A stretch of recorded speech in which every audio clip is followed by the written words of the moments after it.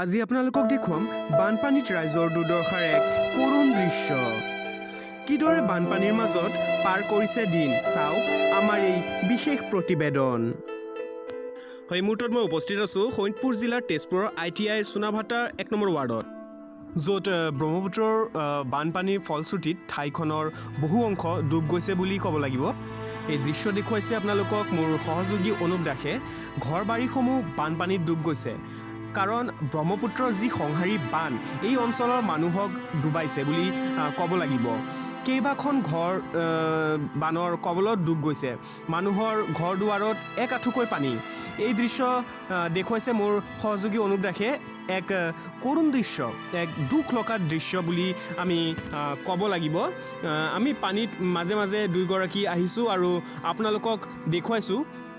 কেইবাখন ঘৰ চোতাল এক আঁঠুকৈ পানী, ঘৰৰ ভিতৰলৈকে সোমাইছে বানপানী।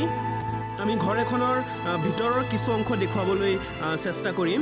হয়, আপোনালোকে চাইছে ঘৰৰ ভিতৰৰ বস্তু বাহিনী সম্পূৰ্ণ নষ্ট হৈছে, পানীত ডুব গৈ আছে গোটেই বস্তু বাহিনীসমূহ। ঘৰৰ ভিতৰৰ পৰিৱেশ এয়া।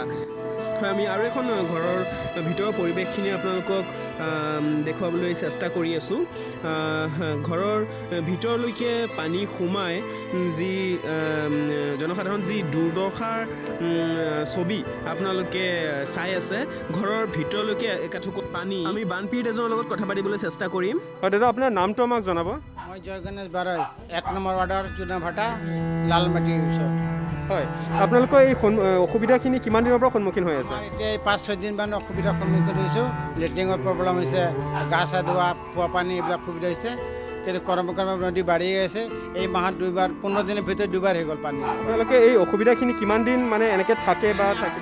আপোনাৰ এইটো 4-5 বছৰ ধৰি কণ্টিনিউ হৈ আছে এনেকুৱা। প্ৰত্যেক বছৰে এইখিনি অসুবিধা আপোনালোকে সন্মুখীন হৈ আছে? প্ৰত্যেক বছৰে সন্মুখীন হৈ। আৰু আপোনালোকৰ ঘৰৰ ভিতৰতো পানী দেখা আমি চাই আছোঁ, পানী সম্পূৰ্ণ সোমাই গৈছে ঘৰৰ ভিতৰতে? সম্পূৰ্ণ সোমাইছে আৰু ক্ৰমে বাঢ়ি আছে এতিয়ালৈকে। বাঢ়ি আছে।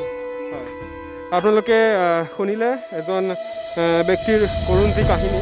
পানীয়ে গোটেই ঘৰ উটুৱাই লৈছে, ঘৰৰ ভিতৰত পানী সোমাই যি পানী তাণ্ডৱ সেয়া আপোনালোকে চাই আছে। কেমেৰা পাৰ্চন অনুপৰ সৈতে মই সত্যদেৱ নৱপ্ৰহলাই।